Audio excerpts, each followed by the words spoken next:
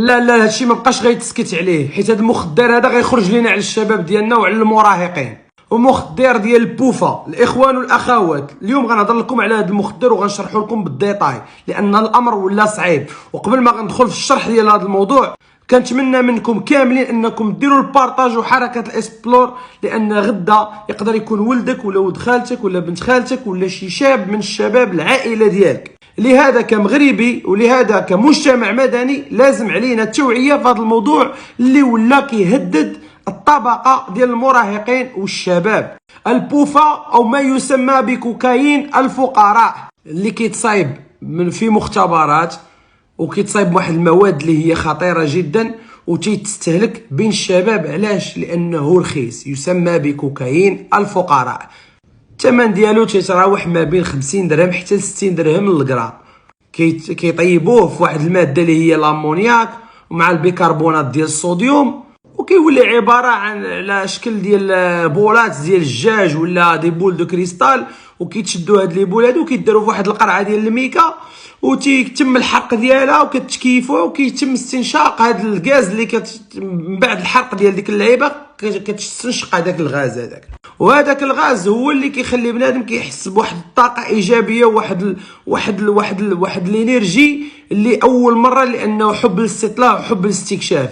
تما فين كتدق فيك البيكوره، تما فين كتهز القالب ديال انك كتولي مدمن على هذيك الماده، وكتولي كتحس بواحد الخصاص وتقدر دير اي لعبه من اجل شهقه وحده من ديك القرعه ديال البلاستيك.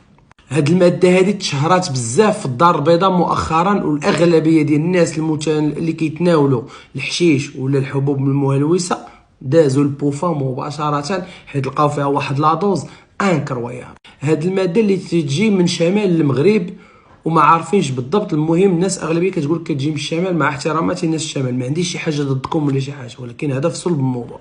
لهذا حنا خاصنا نحاولوا اننا نوعيو الشباب ديالنا، لان هاد الماده هذه خطيره بزاف. علاش خطيره بزاف؟ تقول لي شنو الخطوره ديالها؟ مثلا راه بحال الحشيش بحال الاخرى بحال لا شريف، هذه خطيره بزاف على قاقه والاعمال الشاقه، وخطيره بزاف على الحبوب المهلوسه، لانها كدير فيك واحد الغريزه انتقاميه. واخا تكون كاع عندك مشاكل مع شي واحد وتصالحتي معاه وفكيتي مشكلك، ملي كضربك تبدا تفكر في داك المشكل وكتنوض كتنتقم. وانتم كتعرفوا ان الانتقام كيكون بواحد الطريقه اللي هي معروفه، اللي كتادي حتى لشي مرات جرائم وقتيله والله يستر وبزاف اللعيبات.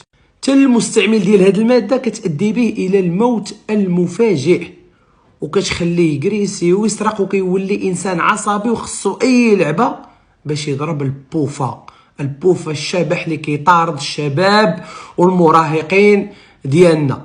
لهذا يجب على الوالدين وعلى الاباء والامهات وعلى الشباب اللي في اللاج ديالنا اننا نوعيو بخطوره هذا الشيء، ويجب على الامن ويجب على السي الحموشي والسلطات المغربيه تاخذ بعين الاعتبار الخطوره ديال هذه الماده، لان هذه الماده الا انتشرت وسط الشباب فغيقراو الفاتحه على الشباب ديالنا.